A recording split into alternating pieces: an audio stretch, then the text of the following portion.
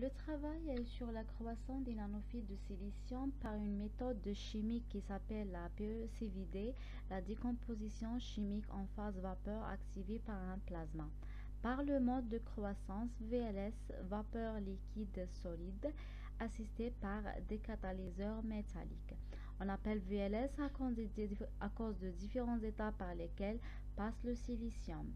Donc, les catalyseurs métalliques utilisés dans notre cas sont l'étain avec une température de fusion égale à 232 degrés C et l'indium avec une température de fusion égale à 157 degrés C. Les couches métalliques de l'étain et de l'indium de 1 nanomètre d'épaisseur mesurées par la microbalance à quartz sont déposées sur des substrats silicium cristallin d'OPP par l'évaporation thermique à température ambiante sous une pression égale à 2 10 puissance moins 6 millibars.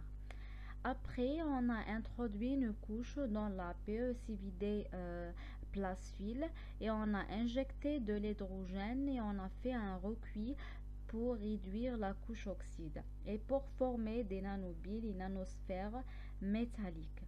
Ensuite, on a augmenté la température et on a introduit le silane SiH4 pour commencer la croissance des nanophiles de silicium. Les nanophiles sont caractérisés par le microélectronique à balayage, par le meuble pour voir la morphologie des couches. Et on a remarqué qu'il n'y a pas de nanophiles assistés par l'indium à 600 degrés.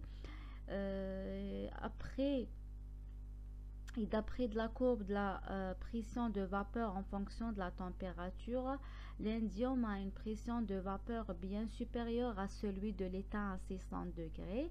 Et lorsqu'on a diminué la température à 600 et à 400 degrés, on a bien trouvé des nanophiles assistés par l'indium et par l'étain.